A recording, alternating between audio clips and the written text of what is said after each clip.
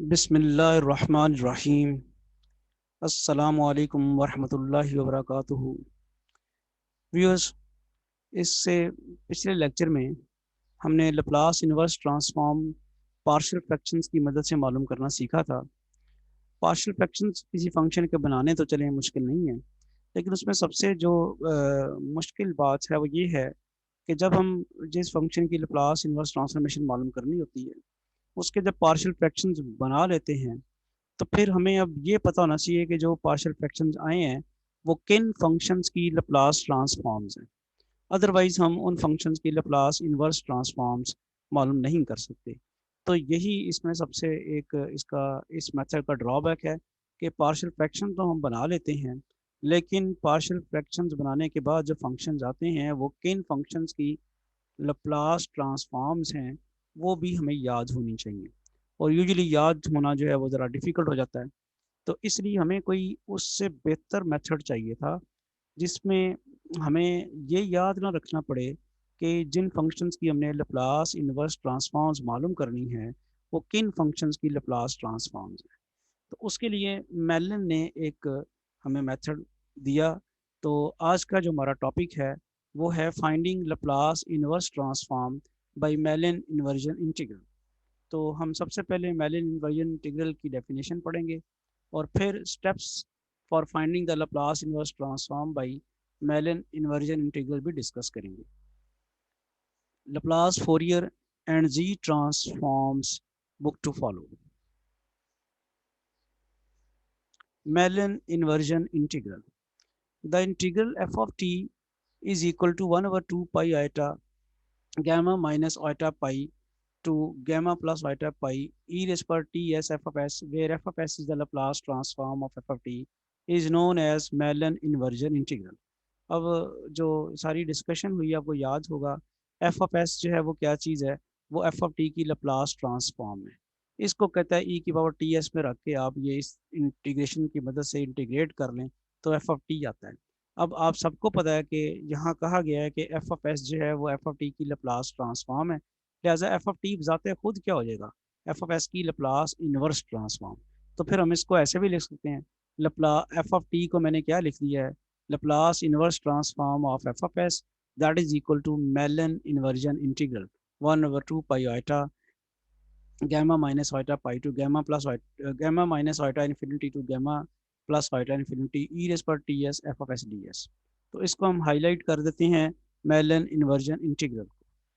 तो अब यहाँ थोड़ा सा आपको ना कॉम्प्लेक्स एनालिसिस का जो है वो याद रखना पड़ेगा कि कॉम्प्लेक्स एनालिसिस की में आप ये कॉम्प्लेक्स इंटीग्रेशन कैसे करते थे, याद है आपको? इसमें आप कॉशी रेजिड्यू थ्योरम अप्लाई करते थे।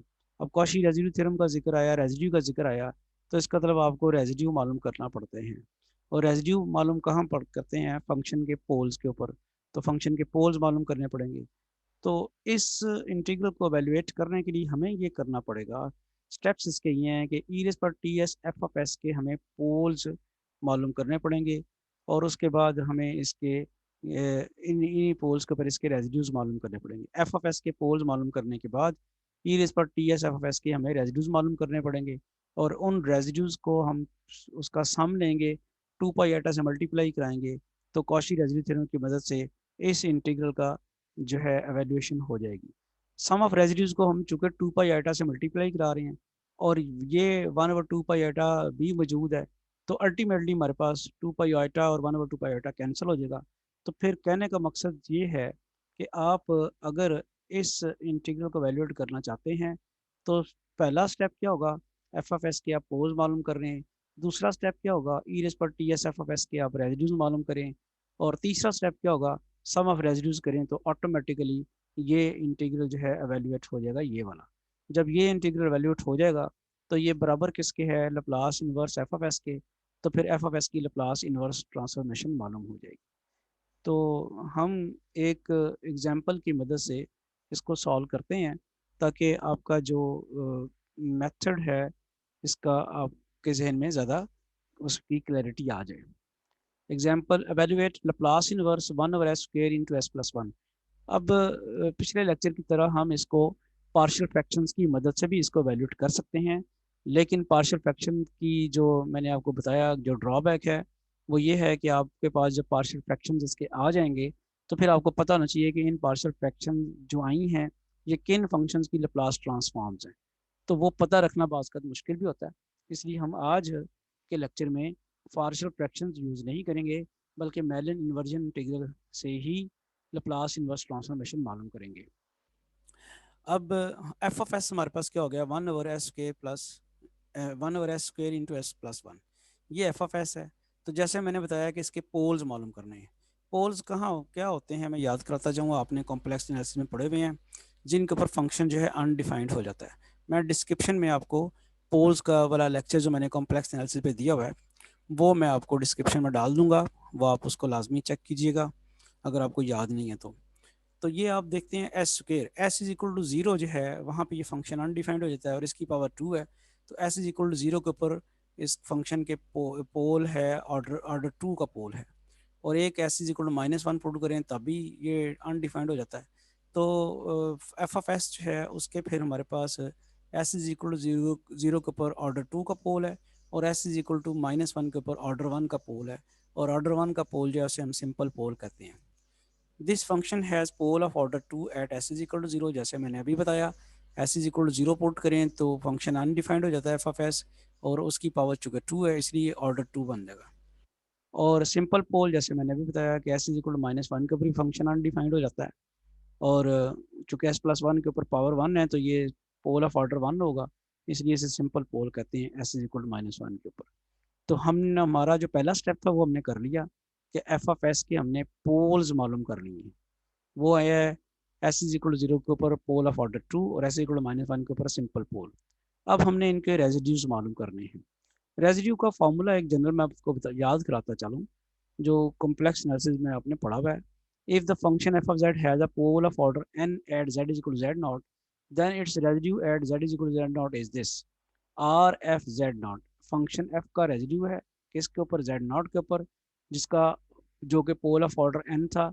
तो फार्मूला ये है 1/n-1 factorial limit z approaches z not dn-1/dzn-1 z minus Z not rest पर n into F of Z. क्या करते हैं हम, जो पोल ऑफ ऑर्डर n है ना तो उसको सब्ट्रैक्ट करके ना पावर n लेके एफ ऑफ जेड से मल्टीप्लाई करते हैं, और उसका फिर n-1 से डेरिवेटिव लेते हैं, फिर उसके ऊपर लिमिट लगाते हैं और 1/n-1 फैक्टोरियल से डिवाइड करते हैं, तो ये आपके पास से रेजिड्यू आ जाता है। तो ऑब्वियसली n ऑर्डर का तो पोल हमारे पास आएगा भी नहीं, ज़रा ज़रा 1 2 3 तक के जाएंगे ऑर्डर उसके, तो वो हम ज़रा मालूम करते हैं। If R not is a residue of e raise पर s t f of s at s is equal to zero. याद रहे कि मैं मेलन इन्वर्जन इंटीग्रल को पढ़ाते हुए आपको बता रहा था कि एफ ऑफ एस के हमने पोल्स मालूम करने हैं और ई रेज़ पर s t f of s के हमने रेजिड्यूज मालूम करने हैं। एफ ऑफ एस के पोल्स और ई रेज़ पर s t f of s के हमने रेजिड्यूज मालूम करने हैं। अब s is equal to zero के ऊपर हमने देखा कि पोल ऑफ ऑर्डर 2 है, तो ऑर्डर 2 के लिए अगर हम यहाँ पे फॉर्मूला लगाएंगे एन की जगह 2 लगाएंगे तो 2-1 फैक्टोरियल 1 ही रह जाएगा, और यहाँ पे 2-1 तो फिर फर्स्ट ऑर्डर डेरिवेटिव आ जाएगा, तो यहाँ पे जेड नॉट की जगह 0 आएगा। तो ये हमारे पास फार्मूला क्या बन जाएगा, लिमिट एस अप्रोच जीरो, जैसे यहाँ पे था ना लिमिट, ये मैंने अभी बता दिया आपको, एन की जगह जब 2 लगाया है तो 2-1 फैक्टोरियल, इसलिए यहाँ पे वो है 1/1 फैक्टोरियल 1 आ गया, वो लिखा ही नहीं हमने। अगली लिमिट लगानी थी जेड अप्रोचेज जेड नॉट, तो वो आ गया S approaches zero, Z naught की जगह जीरो है और जेड की जगह एस, और डेरिवेटिव एन की जगह 2 लगाया तो 2-1 फर्स्ट डेरिवेटिव आ जाएगा d/ds, और फिर क्या लिखना था जेड माइनस जेड, जेड की जगह ऐसा आ गया, जेड नॉट की जगह जीरो आ गया और एन की जगह आपके पास आ गया 2। अब आपको सबको समझ आ गई होगी। और आगे लिखना था एफ ऑफ जेड, अब एफ ऑफ जेड तो लिखना नहीं है क्योंकि ये तो हमने रेजिड्यू मालूम किया था एफ का। अब हम रेजिड्यू मालूम कर रहे हैं ई रेज पर s t f of s का, तो जिसका रेजिड्यू मालूम कर रहे हैं वो पूरा लिखना है। होपफुली समझ आ गई है। आर नॉट हमने सपोज किया हुआ है residue at s equal to zero, और s is equal to zero pole of order 2 है, तो इसी फार्मूले की मदद से पोल ऑफ ऑर्डर 2 का फॉर्मूला हम लगा रहे हैं। रेजिड्यू ऑफ ऑर्डर, जब पोल ऑफ ऑर्डर 2 हो तो उसका रेजिड्यू मालूम करने का फॉर्मूला लगा रहे हैं। Limit S approach zero d/ds s-0² ई रेज पर s t f of S. Next है जी, हमने लिखा limit S approach zero d/ds, ये s-0 का स्क्वायर तो स्क्वायर हो जाएगा, ई रेज पर एस टी आ गया, और एफ ऑफ एस आपका क्या था 1/s² into s plus one. तो ये आपने लगा दिया 1/s² into s plus one. अब आप देखते हैं कि एस अप्रोच 0 है, डिनोमिनेटर में s² मौजूद है, वो इसके साथ अब कैंसिल हो जाएगा पहले से, लिमिट लगाने से पहले, ये डेरिवेटिव लेने से पहले। जब कट गया तो आपके पास रह गया लिमिट एस अप्रोच 0 डी और डी एस ई रेज पर एस टी और एस प्लस वन। ऑब्वियसली इसका डेरिवेटिव लेना है विद रिस्पेक्ट टू एस, तो हमें क्वोशिएंट रूल लगाना पड़ेगा। क्वोशिएंट रूल में क्या करते हैं, quotient rule of differentiation. S plus one वैसे ही ई रेज पर एस टी का डेरिवेटिव, ई रेज पर एस टी का डेरिवेटिव क्या आ जाएगा, ई रेज पर एस टी, और पावर का डेरिवेटिव फिर लेना है, एस टी का डेरिवेटिव रिस्पेक्ट टू एस लेंगे तो टी आएगा, इसलिए टी ई रेज पर एस टी आ गया। माइनस क्या करना है, ई रेज पर एस टी वैसे रखना है और एस प्लस वन का डेरिवेटिव लेना है, एस प्लस वन का डेरिवेटिव आ जाएगा वन, और डिनोमिनेटर में क्या करना है, एस प्लस वन स्क्वायर। अब आपने लिमिट अप्लाई कर देनी है, s is equal to zero, s की जगह जीरो डाला, यहाँ जहाँ जहाँ एस है वहाँ आपने जीरो डाल दिया, तो सिंप्लीफिकेशन करके आपके पास रेजिड्यू आ गया टी माइनस वन। क्यों भी बात क्लियर हुई है, हमने pole of order two s is equal to zero जो था वो पोल ऑफ ऑर्डर टू था, पोल ऑफ ऑर्डर टू का रेजिड्यू मालूम करने का फॉर्मूला लगाया और उससे हमारे पास रेजिड्यू आ गया टी माइनस वन। अब आर वन जो था, अगर हम सपोज कर लें R one is the residue of e raise पर s t f of s at s is equal to minus one, तो s is equal to minus one तो सिंपल पोल है ना, सिंपल पोल मीन के order one है, तो N की जगह वन लगाएंगे तो जीरो ऑर्डर डेरिवेटिव आ जाएगा, यानी डिफरेंशिएशन आएगी नहीं।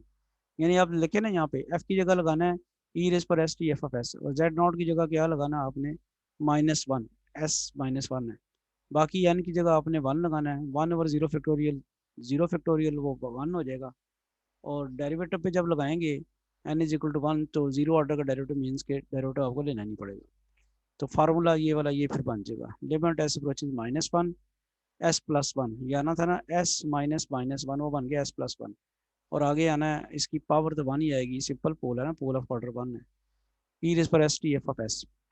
अगला स्टेप क्या हो जाएगा, वो आप लगाएंगे S plus limit S approaches minus one, और वो एस प्लस वन अब कैंसिल हो जाएगा डिनोमिनेटर से, तो सिर्फ आपके पास रह जाएगा ई रेज पर एस टी और एस स्क्वायर, इसके ऊपर आपने लिमिट लगाई तो ई रेज पर माइनस टी रह गया।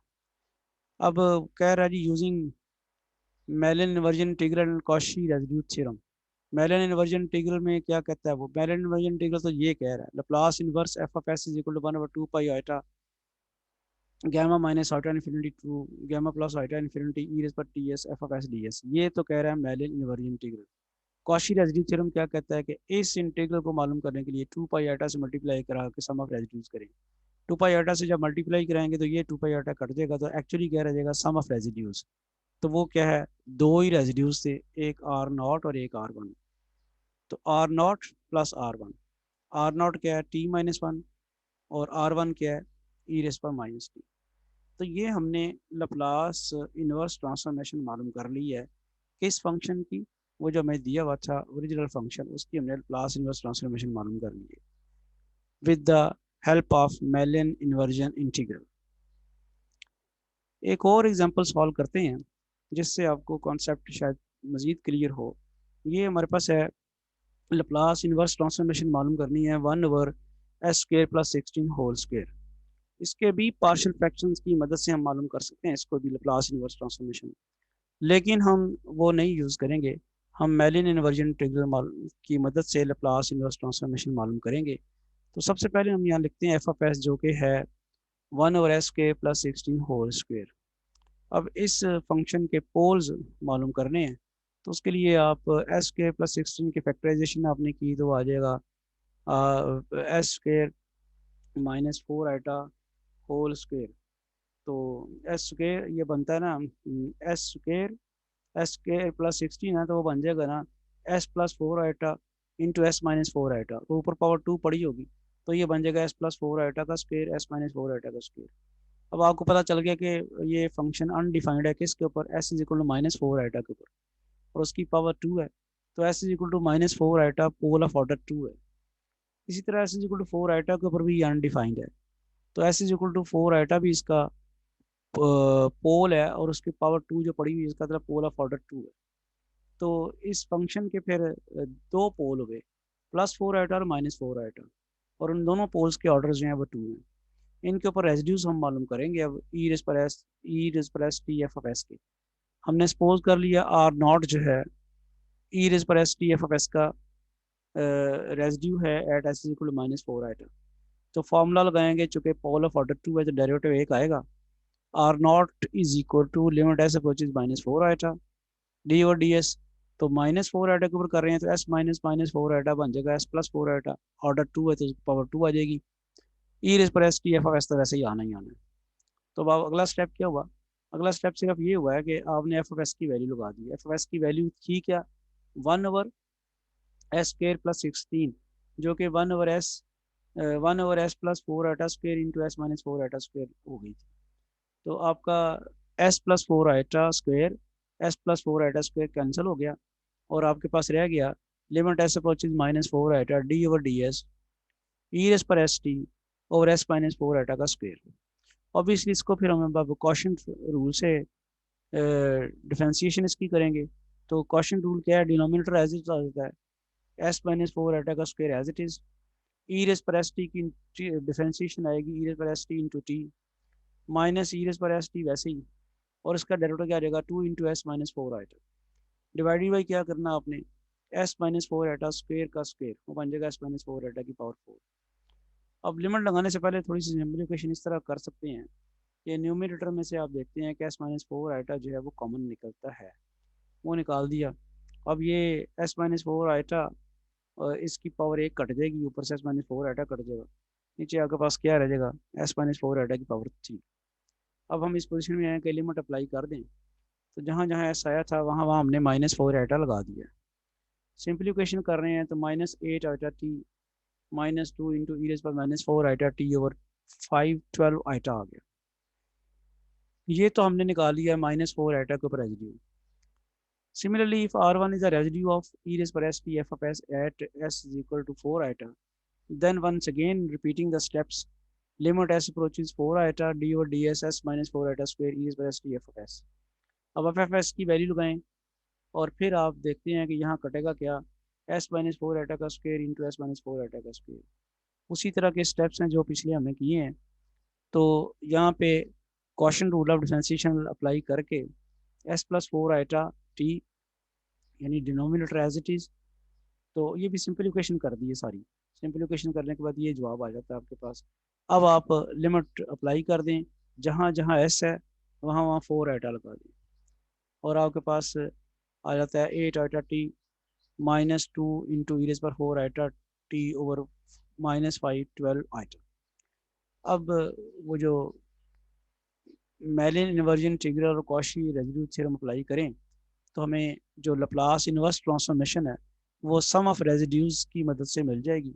तो वो Laplace inverse F of S जो आ गया मेलिन इन्वर्जन इंटीग्रल, और मेलिन इन्वर्जन इंटीग्रल ये वाला जो है कॉशी रेसिड्यू थ्योरम की मदद से आपके पास आ जाएगा सम ऑफ रेसिड्यूज R0 + R1।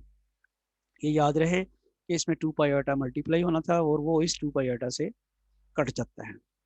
अब आप R0 की वैल्यू आपने लगाई, R1 की वैल्यू लगाई, एल्शियम ले लिया 512 आइटा, और आपके पास इसको ये ज़रा देख लें कि ये क्या किया, एल्शियम नहीं लिया बल्कि किया ये है कि -8 आइटा टी -2 वैसे ही, और ई रेस पर -4 आइटा टी को लगा दिया आइलर फार्मूला जो कि बनता है cos 4t minus iota sin 4t। इसी तरह अगला जो है वहाँ पे ई रेस पर 4t को लगा दिया है cos 4t + iota sin 4t। अब आप एल्शियम लें, 512 आइटा आ जाएगा, माइनस ये आप उसको मल्टीप्लाई करा के सिंप्लीफिकेशन कर लेते हैं। एल्शियम अभी भी नहीं लिया, पहली टर्म आपने लिखी है -8 आइटा टी को मल्टीप्लाई कराया है इसके साथ, सिंप्लीफिकेशन की है, -2 को मल्टीप्लाई कराया इसके साथ। इसी तरह अब आपने इसको इसमें भी 8 आइटा टी को मल्टीप्लाई कराया, -2 को मल्टीप्लाई करा के आपके पास ये टर्म आ जाती है। फिर नेक्स्ट आपके पास स्टेप आता है -16 आइटा टी cos 4t। ये कैसे आया -16 आइटा टी? ये देखें, अब आपके पास एलसीएम आया वैसे, -8 आइटा टी cos 4t है और यहाँ भी -8 आइटा टी cos 4t, वो बन जाएगा -16 आइटा टी cos 4t। इसी तरह 4 आइटा टी sin 4t, ये 2 आइटा टी sin 4t और -2 आइटा प्लस हो जाएगा तो +4 आइटा, बाकी टर्म जो है वो कट जाएंगी। ये वाली टर्म इसके साथ कट जाएगी, ये वाली टर्म इसके साथ कट जाएगी, और ये अब आप इनके पास क्या आ गया, आइटा कॉमन निकाल लिया और कोई 4 भी आप कॉमन निकाल, यहाँ से आपने 4 भी कॉमन निकाला है तो आपके पास पास यहाँ से 16 कॉमन निकला तो रह गया 1/28 साइन 4t। यहाँ से 4 कॉमन निकला तो 1/32 t कॉस 4t। आइटा भी कॉमन निकाल के आपने कैंसिल किया है। ये देखें आइटा यहाँ भी मौजूद है, ये भी मौजूद है, ये कैंसिल कर दिया यहाँ से। और ये 16 को 512 पे डिवाइड करेंगे तो 128 आ जाता है। इसी तरह आपके पास यहाँ थोड़ी सी करेक्शन कर लें, करेक्शन नहीं बल्कि ठीक ही है। 4 को डिवाइड करेंगे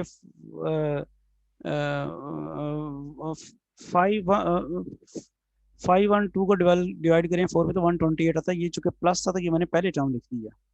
ये नेगेटिव वाली जो है 512 को 16 पे डिवाइड करें 32 आता है। चूंकि ये नेगेटिव था तो इस टर्म को बाद में लिख दिया है। ये थोड़ा सा देख लें आप कि जो सेकंड टर्म थी उससे पहले लिखा और फर्स्ट टर्म को सेकंड टर्म के तौर पे लिखा। अब हम इस पोजीशन में हैं कि आपके लिए स्टेप्स लिख सकें। स्टेप 1 क्या होगा? Find poles of f of s. Step 2 क्या है? Find residues of e raise पर s t f of s at these poles. Step 3 क्या है? Find sum of all these residues. तो ये 3 स्टेप्स हैं जो यूज़ होते हैं किसी फंक्शन की लैप्लास इन्वर्स ट्रांसफॉर्म मालूम करने के लिए यूजिंग द मेलिन इन्वर्जन इंटीग्रल। तो 2 एग्जांपल्स हमने पहले सॉल्व की हैं और उनसे जो हमारे पास स्टेप्स सामने आए हैं वो मैंने यहाँ पे लिख दी हैं। और आइंदा जो हम क्वेश्चन सॉल्व करेंगे या एग्जांपल सॉल्व करेंगे उनमें ये स्टेप्स लिखते जाएंगे। Sum of all residues is the Laplace inverse transform of f of s. Exercise 1.3 का क्वेश्चन नंबर 4 है। लैप्लास इन्वर्स ट्रांसफॉर्मेशन मालूम करनी है। ये पार्शियल फ्रैक्शंस की मदद से भी की जा सकती है, लेकिन हम चूंकि मेलिन इन्वर्जन इंटीग्रल मालूम कर रहे हैं, इसे कर रहे हैं। एफ ऑफ एस आपके पास ये आ गया, अब सबको पता नजर आ रहा है। एस इज इक्वल टू 1 में पुट कर दूंगा तो फंक्शन जो है डिनोमिनेटर में 0 आ जाएगा, अनडिफाइंड हो जाएगा। और इसकी चूंकि पावर 1 है इसलिए एस इज इक्वल टू 1 के ऊपर ये सिंपल पोल होगा। सिमिलरली एस इज इक्वल 2 के ऊपर भी सिंपल पोल होगा, एस इज इक्वल 3 के ऊपर भी सिंपल पोल होगा। तो स्टेप 1 क्या था? Find poles of f of s. तो वो हमने पोल्स मालूम कर लिए। क्या है जी? F of s has simple poles at s equal to 1 to 3। Step 2 क्या है? इन पोल्स के ऊपर रेजिड्यूज मालूम करें। सिंपल पोल्स हों तो उनके ऊपर रेजिड्यूज मालूम करने बड़े आसान होते हैं, चूंकि डेरिवेटिव नहीं लेना पड़ता। If R1 is a residue of e raised to s t f of s at s is equal to 1, then क्या हो जाएगा? R1 is equal to limit s approaches 1 s minus 1 e raised to s t f of s। वही residue वाला formula आपको चाहिए। Copy pencil से आप वो फार्मूला पहले लिख लें और उसके बाद जब पोल ऑफ ऑर्डर 1 आए तो उस फार्मूले में n is equal to 1 put कर दें। सिंप्लीफिकेशन करके आपके पास ये फॉर्म बन जाएगी। अब हम एफ ऑफ एस की वैल्यू पुट करनी है। एफ ऑफ एस है 1/s-1 into s minus two into s minus three. तो आप देख रहे हैं लिमिट एस अप्रोचेज 1 वैसे ही लिख लिया, एस माइनस 1 भी वैसे लिख दिया, ई रेस पर एस टी भी वैसे लिख दिया, एफ ऑफ एस की वैल्यू मैंने लिख दिया। इससे एस माइनस 1 आपस में कैंसिल हो गया। Limit S approaches 1 e raise पर s t 1/s minus two into s minus three आ गया। लिमिट पुट कर देते हैं एस की जगह 1, तो यहाँ पे एस की जगह 1 पुट किया, ई के पावर टी रह गया। एस की जगह 1 किया 1-2, एस की जगह 1 पुट किया 1-3, तो आपके पास आ जाएगा 1/2 ई रेस पर टी। तो होपफुली आपको समझ आ गई है यहाँ तक कि ये जो फंक्शन एफ ऑफ एस था इसके सिंपल पोल से एस इज इक्वल टू 1, 2 और 3 के ऊपर, तो एस इज इक्वल टू 1 के ऊपर जो मैंने रेजिड्यू मालूम किया है इसका R1 वो है 1/2 ई रेस पर टी।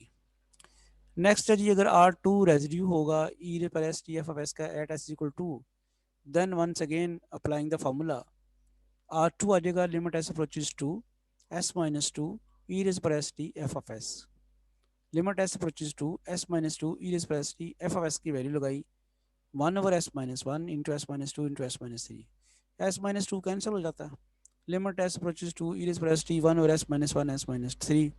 अब आप एस की जगह 2 लगाएं और 2-1 2-3 ई रेस पर 2t आ जाता है। R3 जो है रेजिड्यू ऑफ ई रेस पर s t f of s at s is equal to 3, तो उसका फार्मूला बन जाएगा limit S approaches 3 s minus three e raise पर s t f of s. अब आप एफ ऑफ एस की value लगाते हैं, एस माइनस थ्री से कैंसिल हो जाएगा।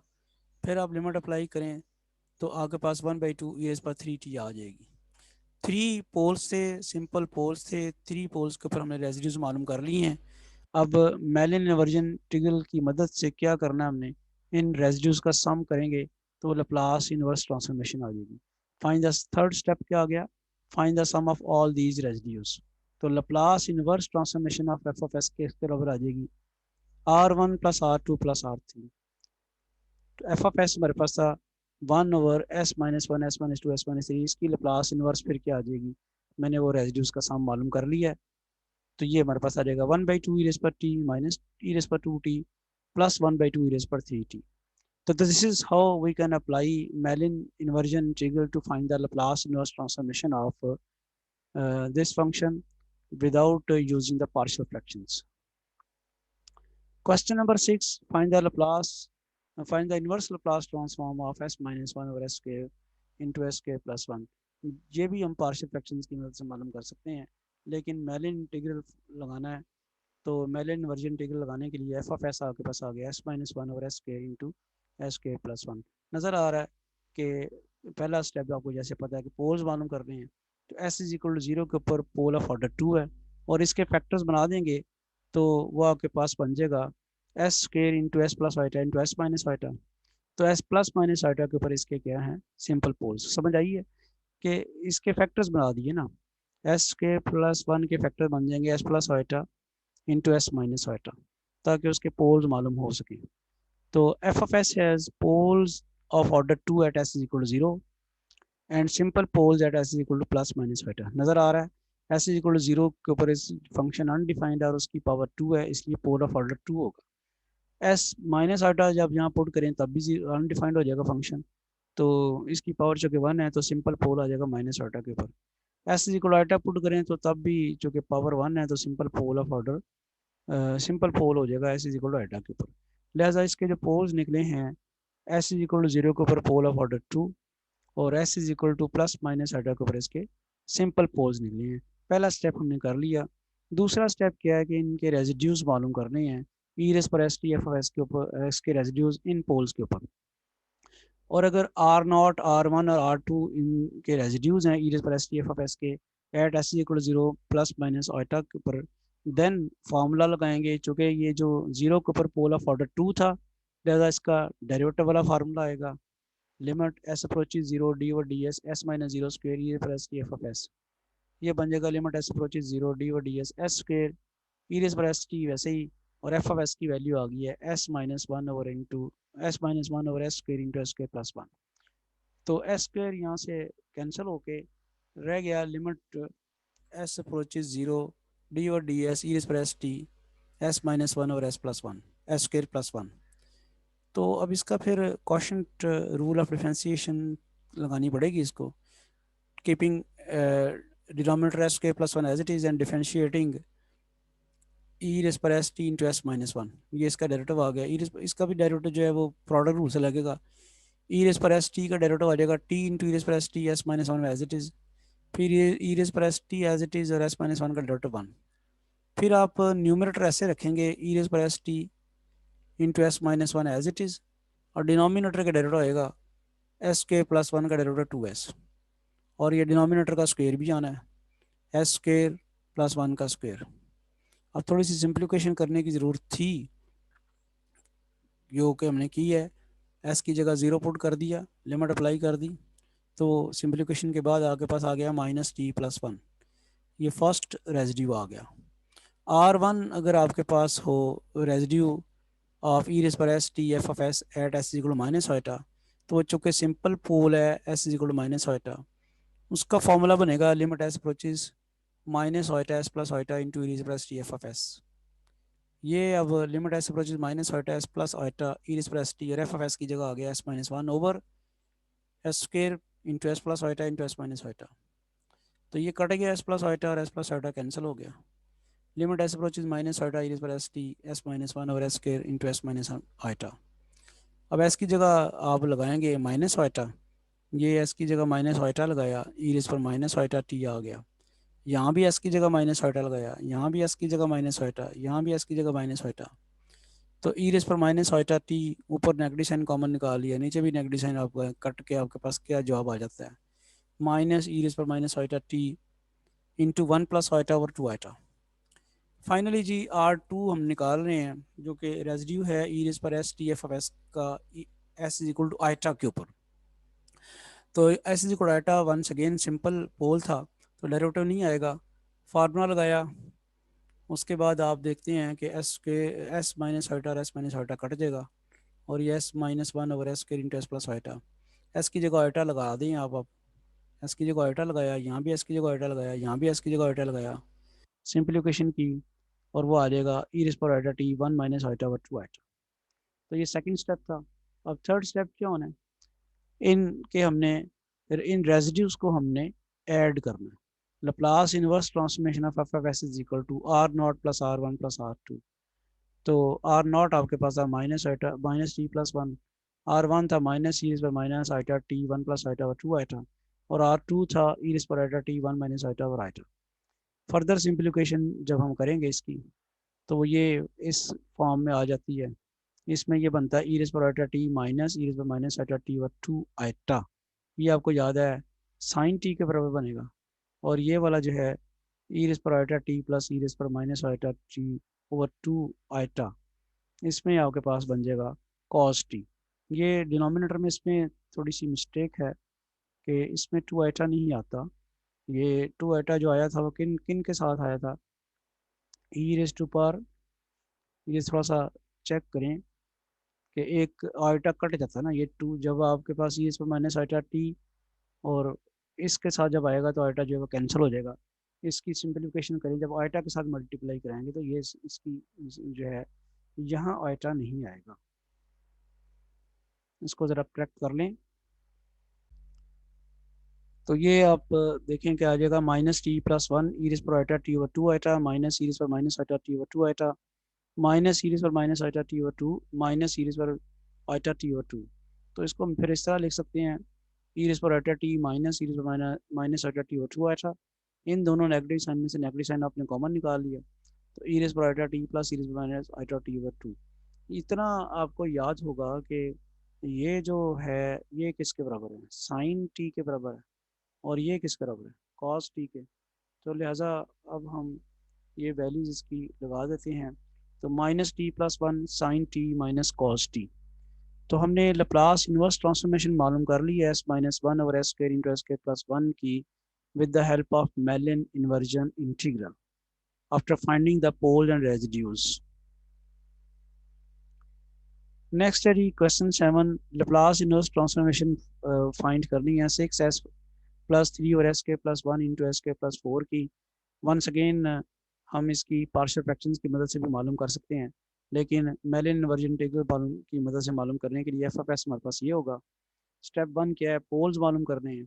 तो पोल्स मालूम करने के लिए डिनोमिनेटर के फैक्टराइजेशन करें अगर हम, तो एस के प्लस वन की फैक्टराइजेशन आ जाएगी s plus iota into s minus iota, s के प्लस फोर की आ जाएगी s plus two iota into s minus two iota. तो हमें पता चल गया कि सिंपल पोल्स हैं, प्लस माइनस ओएटा और प्लस माइनस टू ओएटा के ऊपर सिंपल पोल्स हैं एफ ऑफ एस के, पोल्स ऑफ ऑर्डर वन। तो स्टेप टू हमने क्या करना होता है, ई रेज़ पर s t f of s के रेजिड्यूज मालूम करने हैं। तो R naught R one R two R three हमने सपोज कर ली है ई रेज़ पर s t f of s के रेजिड्यूज हैं at s equal to minus iota plus iota minus two iota plus two iota respectively. Then R naught का formula फिर क्या बन जाएगा रेजिड्यू का, लिमिट एस अप्रोचेज माइनस ओएटा, ये एक्चुअली आना है एस माइनस माइनस ओएटा, वो बन जाएगा एस प्लस ओएटा, और फिर ई रेज़ पर s t f of S से मल्टीप्लाई कराना है। अगले स्टेप में एफ ऑफ एस की वैल्यू लगा दें आप। अगले स्टेप में एस प्लस वाइटा जो है इसके साथ कैंसिल हो जाएगा, फिर एस की जगह माइनस वाइटा पुट करना, जहाँ जहाँ आपके पास एस है वो पुट किया। यहाँ एस है ई पर माइनस वाइटा, यहाँ एस है ई पर माइनस वाइटा। तो ये पुट करने के बाद आपके पास जो आंसर आएगा सिंप्लीफिकेशन करने के बाद, वो आ गया ई पर minus iota t three minus six iota और minus two iota into one minus one plus four. तो ये आपके पास बन गया माइनस ई रेज़ पर minus iota t into one minus two iota over two iota. ये थ्री थ्री से कैंसिल हो जाएगा ना। सिमिलरली आर वन जब लेंगे तो वो limit S approaches iota into s minus iota e raise पर s t f of s, limit S approaches iota s minus iota into e raise पर s t f of s किसके बराबर है, six s plus three over s plus iota into s minus iota into s plus two iota into s minus two iota. S minus iota cancel हो जाता है, limit S approaches eta e raise पर s t six s plus three over s plus iota into s के plus four बन जाएगा ना ये वाला एस। अब आइटा की वैल्यू पुट करें आप, एस की जगह ना जाके आइटा पुट करें, तो ये एस है, इसमें आपने आइटा पुट किया, ये भी एस है, यहाँ भी आपने आइटा पुट किया, ये एस है, यहाँ भी आपने आइटा पुट किया, ये एस है, यहाँ भी आइटा पुट किया।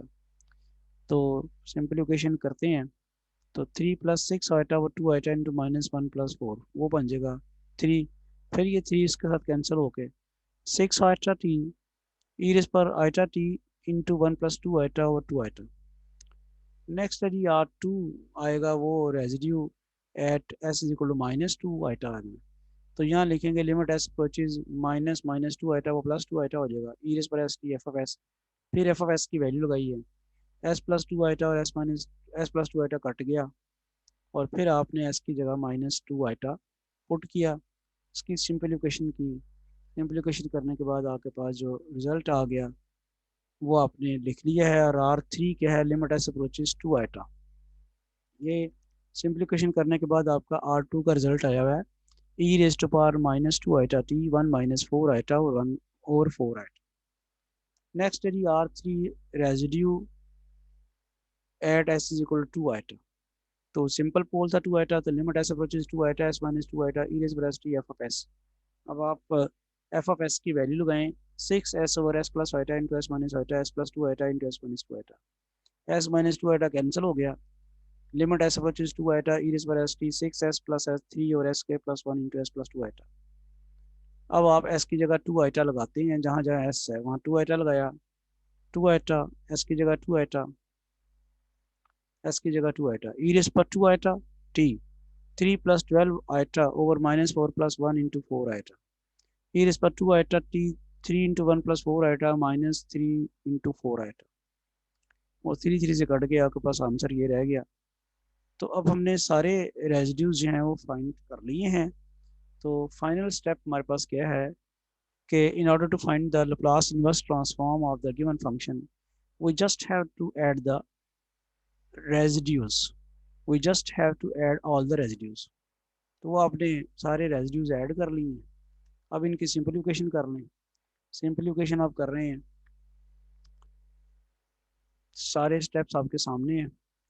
तो सिंप्लीफिकेशन के जो स्टेप्स बने हैं हमारे पास, ई रेज पर iota t minus e raise पर minus iota t over 2 iota +2 into e raise पर iota t plus e raise पर माइनस आइटा टी ओवर 2, ये बनेगा साइन टी, और ये क्या बनेगा, कॉस टी।